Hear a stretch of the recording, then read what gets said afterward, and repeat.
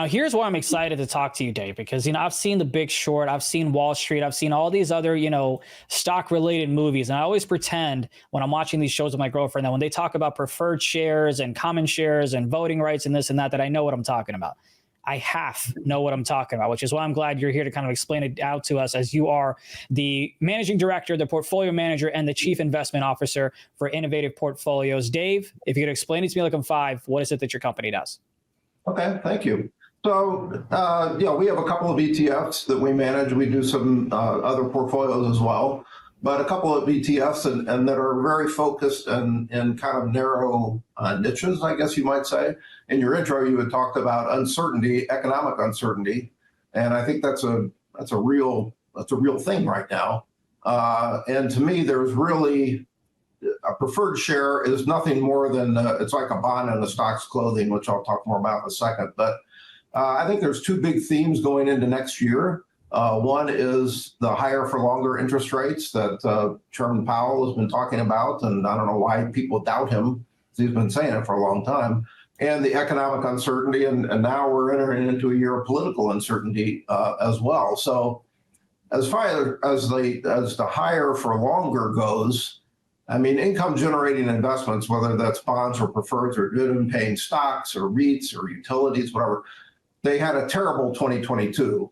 And they've had a pretty mediocre 2023. I mean, so far in 2023, the aggregate AGG, the aggregate bond index, is only up a couple percent. PFF, the index for preferred, is only up about 5. Dividend payers like Noble, the dividend aristocrats, is up 1.7. So it's been a lousy year for anything other than the Magnificent Seven or these gigantic tech stocks. So I think, though, now is the time for these types of sectors, whether it's the dividend payers or preferreds or income generating things. And the main reason is because the Fed, they last raised their rates at the end of July. And so now we've been 4 months of interest rates at this higher level, and they're probably going to stay higher for a while. They might not raise it again because inflation seems to be going down. China's slowdown is really helping inflation in this country. But also with strong GDP, strong employment numbers that we've had recently, they might not cut either for a while. So I think we have to take Powell at his word. And that's one theme. The second would be uncertainty, and how you might want to invest in a sector that has some certainty to it, versus buying the hottest ETF out there that's chock full of these high-tech stocks that have a lot of uncertainty, quite honestly. And so one thing with certainty is income. When you get income, I mean, that's a certain thing. It's coming right into your account. And especially if you can get a tax advantage with that income, that's even better. So in the preferred space, preferreds have suffered a double whammy this year. Besides interest rates going up, which, like a bond, like a teeter-totter, interest rates go up and the bond price goes down. The other whammy was the banking crisis earlier in the year, and people don't even talk about that now. But it was a real deal, And so preferreds just really got hammered to a level they've only been at twice before. And that was in 08-09, which was a lot different than today. And it was during COVID. And, the COVID sell-off with everything got sold off. But they were only cheap for a couple of weeks, And you've got a couple of ETFs. You've got the Dividend Performers ETF, which is the ticker is IPDP. And then you've got the Preferred Plus ETF, which I believe is IPPP. That's 3 Ps in there after the I. Now, you know what's cool about what you do is that you get to kind of see where the money is going. So I'll just kind of ask you, from your perspective, from your insights, what are you thinking about the overall economy? Where do you think the money's going? And then I know you already touched on interest rates, but if you could touch on those two factors, that'd be great. Yeah. So I think the economy is going to be better than most people think. A year ago, everybody was talking about a hard landing. Now they're talking about a soft landing. What if there's no landing? What if we just keep flying? Yeah. And, the U.S. consumer is probably in a lot better shape than a lot of people think. There's a lot of talk about credit card debt is hitting these high numbers and all this kind of stuff.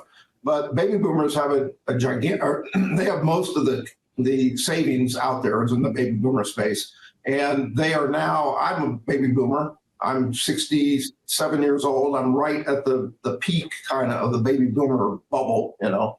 But a lot of them are paying off mortgages and they've got retirement savings and they're out, you know, playing pickleball and having a great time and spending money and going to restaurants. So the economy, the U.S. economy is pretty good. And I think it will continue good. I heard a really great interview yesterday with Ed Yardeni, and he basically talked about how China's problems are a benefit to us because they're driving inflation down for us, and we don't have to do it so much. So I think the economy is in a decent space for solid companies with growing earnings, and that is true in the dividend space. The ones that raise their dividends consistently, by definition, have good earnings, or they wouldn't be raising their dividends, you know, all the time. Yeah, no, it makes perfect sense. And of course, you know, you had so many individuals that talk about dividends and income strategies and all that other good stuff as well. Let's talk about your top picks. I mentioned that you have the Preferred Plus ETF, which is the ticker of IPPP. What are your top picks in that portfolio there? Well, I mean, one of the preferreds, I think, is one of the last good places to get good yield from investment grade companies. Yields in the preferred space are around 6%. And the one thing that people don't really realize or think about is those are taxed as ordinary dividends. So there is a tax advantage to them. And they've been sold off. So there's a potential like slingshot appreciation, in my opinion. So if you look at, I had mentioned the preferred stocks have really only been this cheap two other times in history. Since they've been out trading, which really has been about 30 years. But if you can get a good yield from an investment grade company credit, now the preferred might not be investment grade because they're farther down the capital stack. You know, they're not like the number one thing to get paid if the company goes bankrupt. But if you're buying a preferred in, let's say, a company like JP Morgan, and we own some JP Morgan preferreds in our ETF. I'm not sure if we own this particular one I'm going to mention, but there's JP Morgan has a preferred M, and I'm not telling you to buy this thing, but I'm saying it shoot at $25 a share about 3 years ago, or 2.5 years ago, and it's callable at 25 in about 3 years, and it's trading right now at 19. So you're buying it at a discount, like 30% discount, and it's yielding almost 6%, 5.6%. So you've got this decent yield with a tax advantage, and you got 30% upside on this one preferred. And that's not just on this one, that's on a lot of them out there that are in a lot of these funds. So our Preferred Plus fund is really, it's an active fund. It's in my opinion, we call it plus because there's a little special sauce that we add to it. Currently yielding about 6.5. At the end of the third quarter, the SEC yield was 6.5. Right now it's probably closer to 6. But we're very competitive against our peers, and I think it's because of the secret sauce, which is we've done for years and years and years an option overlay on the S&P 500 that adds a credit spread on puts that adds a little bit of juice, a little bit of income. We try to add 150 to 200 basis points a year of income. Nice. And it has worked. I mean, it's you can compare us, you know, to our peers like PFF, let's say the big 800-pound gorilla in the space, and you know, go back 1, 3, 5 years. Well, we're going to be 5 years at the end of the month, at the end of December. But it's been, you know, it's been a good, very solid performer. Yeah, I'm glad you're talking about the secret sauce because there's a couple of questions I have since we have about 5 minutes left here. One of them, like we've heard so much about AT&T. Right?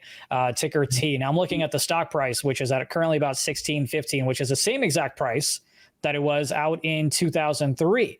And so then a lot of folks are like, hey, how am I making money? And I assume that's because of one, the dividends, and two, the secret sauce, the option strategies and the credit spreads and maybe call options that you might sell. I assume that's where folks can go ahead and get their money, even though the actual stock price doesn't go up. Do I have that understanding correct?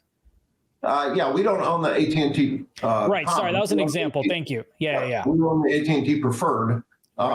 Most preferreds are issued by financial service companies, you know, banks, insurance companies, REITs, things like that. Some of them are industrial companies like AT&T or say Ford, that kind of thing. But yeah, if you can buy right now, because preferreds have sold off, you have this slingshot kind of thing that could happen. Right. Win rates come back down, which, I think they probably will sometime in the next, I don't know, a year or two. But the secret sauce is basically just trying to add a little bit of income. Now, the thing you have to give up is volatility. So like in our dividend performers ETF, we buy 50 dividend achiever stocks. So there's like 400 stocks that have raised their dividends every year for a decade or more. And so we buy 50 of them, and we tweak that a couple of times a year. And then we add this option overlay to it. And, options get a bad rap, but a consistent selling of option premium can add to return over a long period of time if the investor is willing to accept a little bit more volatility. So that's the yin and the yang that you have to reconcile with. But volatility is, some people think it's risk.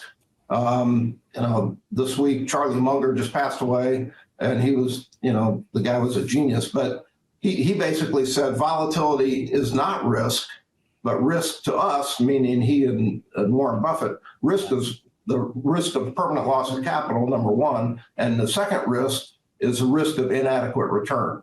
So if you can accept volatility in order to get a more adequate return, and we've proven over the last, since we've been doing this, that our returns are very solid versus our peers. So.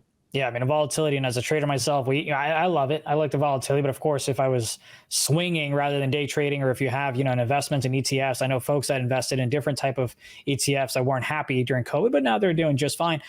We got about a couple of minutes here. Oftentimes, I've talked to my friends about ETFs, so they always ask me like, "Hey, what should I invest in, this and that?" I always tell them, "Listen, I'm not certified. I can't really answer that question for you, but ETFs are always a great way to go." The one thing that they always have a concern about is that, hey, I don't have enough money to buy ETFs and get a good return with dividends or fixed income and things like that. What do you say to folks that are saying, hey, I only have $2,000, only have $3,000. So like, what am I going to do with the dividends that I'm getting? Or do you often get those, questions or concerns? Yeah. That's a great question. And there's an old saying, people will say, is this a good time to buy stocks? Is this a good time to buy? Well, the best time to buy is when you have the money. That's the best time to buy. And I like that. An ETF, the beautiful thing about ETFs are you can buy one share, or even in some places fractional shares. So even if you only have $100, you can buy it, and there's no commission on at most places now where there's no commission, and so the barrier to entry there is no barrier to entry, unlike mutual funds and things like that have minimums and sometimes fees and whatever. So I think it's the greatest invention for the common man investor that's come across in the last 20 years. Absolutely. Could not agree more. Thank you so much. I really appreciate your time, Dave. Thank you for joining us. Thank you.